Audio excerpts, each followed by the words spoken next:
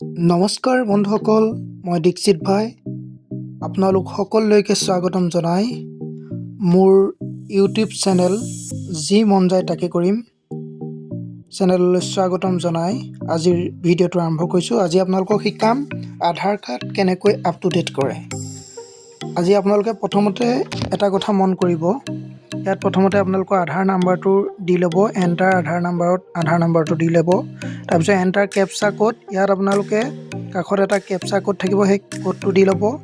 তাৰপিছত কোডটো দিয়াৰ পিছত এটা আপোনাৰ ৰেজিষ্টাৰ্ড মোবাইল নম্বৰলৈ OTP আহিব, সেই OTPটো দি দিব। OTPটো দিয়াৰ পিছত লগ ইন কৰিব।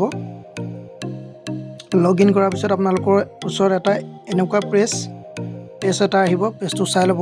তাত থাকিব আপোনালোকৰ ডকুমেণ্ট আপডেট, তাত আপোনালোকে ক্লিক কৰিব। ক্লিক কৰাৰ পিছত আকৌ নেক্সটত ক্লিক কৰিব, আকৌ নেক্সটত এবাৰ ক্লিক কৰি দিব।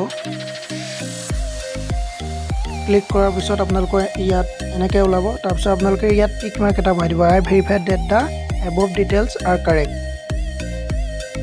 ইয়াত কৰাৰ পিছত আপোনালোকৰ ইয়াত ডকুমেণ্টছ দিব লাগিব। ডকুমেণ্টছবোৰ এটা কথা মনত কৰিব, ডকুমেণ্টছৰ চাইজ 2 MB লেছ দেন হ'ব লাগিব, আৰু যিবোৰ ডকুমেণ্ট ফৰ্মেটবোৰ হ'ব লাগিব JPEG, PNG বা PDF চাইজত, PDF ফৰ্মেটত।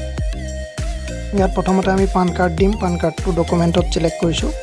এতিয়া ইয়াত আপলোড ডকুমেণ্টছত টাচ কৰিম।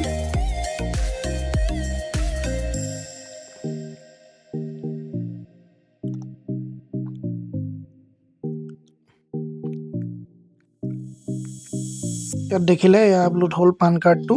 ইয়াৰ পিছত আমি নেক্সট ডকুমেণ্টটো আমি ভোটাৰ ID দিম।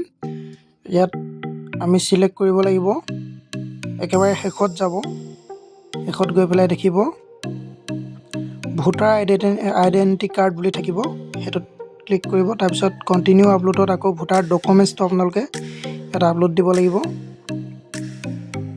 সেইটো এনেদৰে ডকুমেণ্টছটো আপলোড দিব। দিয়াৰ পিছত ইয়াত ক্লিক কৰি পেলাই OK কৰি দিব। OK কৰাৰ পিছত আপোনালোকৰ ওচৰত এটা বেলেগ পেজ দেখুৱাব, সেই পেজটো ভালদৰে চাই ল'ব।